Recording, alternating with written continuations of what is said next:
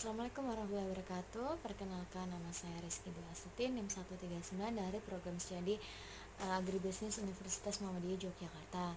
Di sini saya diberi tugas oleh salah satu dosen dari mata kuliah Teknik Konseling dan Problem Solving untuk mereview sebuah buku yang berjudul Manajemen Consulting karya Milan Kubar.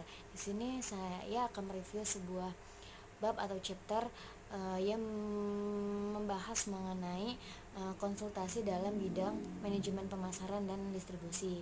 Langsung saja ya, dari buku yang saya baca atau bab yang saya baca tersebut dijelasin bahwa kita tahu bahwa hampir semua perusahaan itu memiliki fungsi pemasaran atau departemen pemasaran atau manajemen pemasaran. Nah, manajemen pemasaran atau departemen pemasaran tersebut biasanya berkaitan dengan dunia-dunia eksternal di luar sana, dunia luar yang bebas, di mana dunia luar tersebut biasanya terdiri dari konsumen sama pesaing. Nah, kalau misalnya perusahaan itu mampu beradaptasi, mampu menyesuaikan dengan kondisi dunia eksternal tadi, maka bisa dikatakan bahwa perusahaan tersebut bisa bertahan lama atau memiliki kelangsungan hidup yang lama.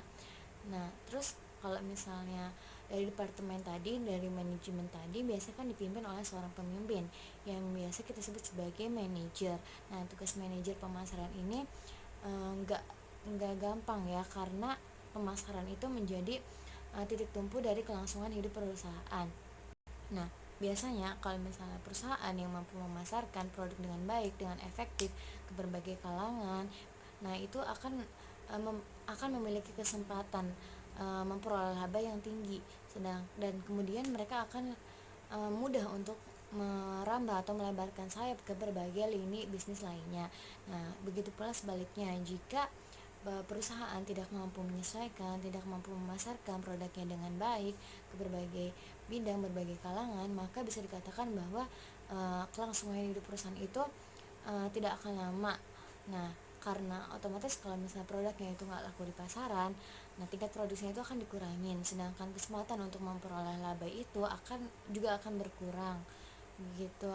Nah, kemudian itu begitu pula tugasnya, begitu pula halnya sama konsultan yang bekerjasama dengan manajer pemasaran, sama sulitnya.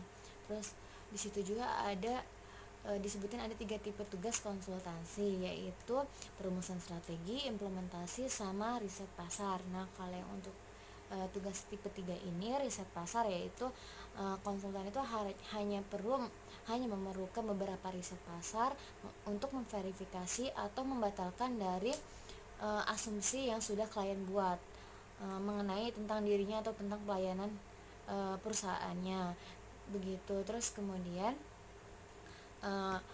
konsultan itu harus menyesuaikan atau mengikuti perkembangan tren yang berkaitan tentang riset pasar, biasanya dengan mengikuti berbagai organisasi atau teknik di bidang riset pasar. Terus dari chapter tersebut ada sebab-sebab. Yang pertama itu tingkat strategi pemasaran. Nah, seperti yang tadi udah dikatakan bahwa implikasi dari fungsi pemasaran itu akan mempengaruhi dari fungsi-fungsi manajemen lainnya. Misalnya kita departemen pemasaran itu menyampaikan proposal kecil kepada manajemen bagian lainnya, maka itu bisa jadi akan membawa perubahan besar pada perusahaan. Misalnya itu pengembangan produk baru untuk memenuhi permintaan pasar, atau melakukan dana untuk promosi.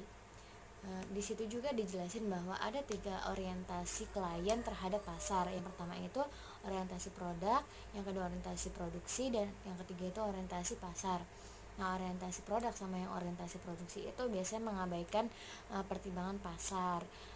Kalau yang produk itu lebih mengarah atau menekankan pada produk itu sendiri, sedangkan yang untuk orientasi produksi dia biasanya lebih mengedepankan pada efisiensi biaya dan kapasitas produksi. Biasanya kedua orientasi ini kurang menyesuaikan dengan keinginan konsumen, sedangkan orientasi pasar itu lebih mengedepankan pada permintaan konsumen, sehingga lebih manfaatkan penawaran produk yang ditawarkan oleh pasar. Biasanya kalau orientasi pasar ini uh, lebih apa ya namanya lebih menjawab atau lebih menjadi solusi dari permasalahan-permasalahan yang ada di masyarakat.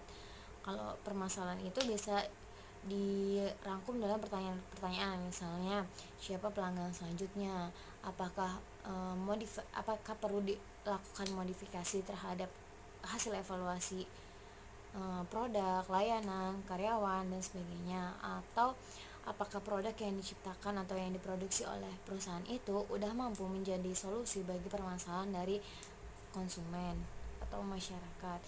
Terus kemudian di situ juga dijelasin bahwa perusahaan yang mampu melewati masa-masa sulit pada tahun 1980 itu adalah perusahaan yang mampu mengadopsi atau menerapkan konsep pemasaran dalam kegiatan proses bisnisnya. Di situ juga terus yang kemudian itu mengenai analisis strategi pemasaran. Nah, namanya strategi itu otomatis berkaitan dengan cara-cara, metode atau trik yang perusahaan lakukan demi mencapai tujuan. Nah, untuk melakukan trik-trik tersebut, produk itu harus tetap konsisten dengan tujuan dari perusahaan. Jadi nggak boleh keluar jalur dari tujuan perusahaan. Selain itu, di sini peran konsultan itu bisa mengevaluasi atau melihat dari data-data penjualan atau data-data penjualan produk. Misalnya ada produk yang penjualannya kurang, maka konsultan di situ bisa berperan dalam mengasih saran untuk menghilangkan produk tersebut. Karena bisa jadi dengan dihapusnya atau dihilangkannya produk tersebut sama aja perusahaan mengurangi biaya produksi atau bisa meningkatkan laba perusahaan. Kemudian itu ada konsentrasi dalam retail. Nah, kalau di sini dijelasin bahwa pada tingkat pengecer itu biasanya cenderung akan memperluas ke berbagai barang-barang lainnya atau nggak cuma dari satu perusahaan saja. Di situ juga dikasih contoh bahwa banyak pengecer makanan kecil dipaksa menjadi toko serba ada untuk bertahan hidup. Biasanya itu pedagang besar lebih menerapkan praktik bahwa pedagang kecil harus mengembalikan diskon yang sudah pedagang besar berikan dengan cara membebankan pada harga-harga harga-harga produk yang akan dibeli oleh pedagang kecil tersebut. Terus padahal keadaan demikian itu akan mengancam dari pedagang besar itu sendiri. Jadi bisa saja sewaktu-waktu pedagang kecil memutuskan untuk tidak berlangganan atau tidak membeli produk pedagang besar itu lagi. Terus di sini peran konsultan itu memberi penjelasan kepada produsen atau kepada pedagang besar untuk tetap memberikan biaya yang rendah, biaya yang sesuai dengan kelompok grosir atau mengecer. Nah, kemudian mengenai operasi pemasaran. Nah, di situ disebutin bahwa ada sebuah permasalahan di kasus atau di perusahaan Kanada terkait operasi pemasaran. Nah, peran konsultan dari kasus tersebut itu menyarankan perusahaan untuk berkonsultasi dengan atasannya karena ketidakjelasan organisasi itu bisa memperlambat atau menghambat kemajuan dari penugasan secara substansial. Kalau yang selanjutnya mengenai manajemen penjualan. Nah, manajemen penjualan ini peran konsultan itu tidak begitu sulit karena hanya perlu melakukan pelatihan atau motivasi. Nah, itu pelatihan itu biasanya meliputi pelatihan cara staf penjualan membagi waktu penjualan yang efektif itu bagaimana, yaitu antara pelanggan yang sudah ada, pelanggan sama pelanggan yang potensial. Nah, kemudian itu apakah iklan yang klien buat itu sudah mampu meningkatkan efektivitas staf penjualan atau bisa membangkitkan dari rasa ingin tahu atau minat di hati atau di benak pelanggan. Kalau motivasi otomatis atau kita tahu bahwa motivasi dari staf penjualan itu biasanya berkaitan sama sistem insentif seperti gaji pokok, komisi, bonus dan sebagainya. Nah, peran konsultan di sini itu harus memeriksa bahwasanya sistem insentif di perusahaan tersebut itu udah adil. Terus bagi tenaga atau staf penjualan. Terus kalau di sini juga disebutnya di sini juga dijelasin ada pengelolaan hubungan pelanggan. Kalau hubungan pelanggan ini kita tahu bahwa di era sekarang ini itu hampir semua perusahaan besar itu menerapkan sistem atau basis pelanggan, yaitu mengedepankan atau menerapkan konsep mempertahankan pelanggan, sama nggak cuma mempertahankan pelanggan tapi menambah pelanggan baru, yaitu biasanya dengan cara atau dengan aplikasi-aplikasi di situ yang sudah dijelasin ada CRM atau Customer Relation Management. Nah, CRM ini merupakan aplikasi komputer di mana komputer itu bisa menyimpan data yang banyak atau data yang besar untuk data-data pelanggan. Biasanya itu berkaitan sama kebiasaan pelanggan, pembelian pelanggan di masa lalu, gimana membangun hubungan penjual dan pelanggan sehingga terbentuk loyalitas di antara pelanggan dan lebih mudah perusahaan untuk menarik pelanggan baru. Terus kalau yang selanjutnya itu mengenai periklanan dan promosi. Kalau periklanan dan promosi ini biasanya berkaitan sama kemajuan teknologi informasi. Jadi lebih memanfaatkan kemajuan teknologi informasi untuk proses periklanan atau promosi tersebut. Biasanya TI ini digunakan untuk mengumpulkan data-data dari berbagai sumber. Misalnya itu data pembelian produk di toko tertentu, pembelian merek di toko tertentu, frekuensi menggunakan layanan tertentu, dan sebagainya. Nah, terkadang itu periklanan sama promosi dianggap sebagai gangguan privasi oleh beberapa kalangan. Nah, kemudian itu kalau misalnya yang berkaitan sama periklanan dan promosi, konsultan sama agensi periklanan klien itu lebih memiliki hubungan yang sensitif, sehingga konsultan tuh harus menyadari sifat dari hubungan sensitif tersebut. Lebih baik jika ada masalah, konsultan itu lebih menurunkan ego untuk menghindari terjadinya permusuhan di antara mereka, karena bisa sewaktu-waktu konsultan itu diberhentikan dari proyek pekerjaan mereka. Yang selanjutnya itu ada pengembangan produk baru. Kalau pengembangan produk baru ini lebih melibatkan oleh seluruh departemen perusahaan. Jadi peran konsultan di sini itu ada dua macam. Yang pertama itu konsultan harus memverifikasi bahwa departemen pemasaran itu dapat menyediakan informasi yang dapat diandalkan. Kemudian dia harus memastikan bahwa data tersebut itu akurat dan asumsi tersebut itu udah disepakati oleh semua pihak. Yang kemudian mengenai pengemasan. Kalau pengemasan ini berkaitan dengan desain dari produk. Nah, desain produk ini biasanya bertujuan untuk meningkatkan nilai tambah terhadap produk. Selain itu, ini merupakan cara dari perusahaan untuk mendapat perhatian pelanggan di berbagai etalase supermarket.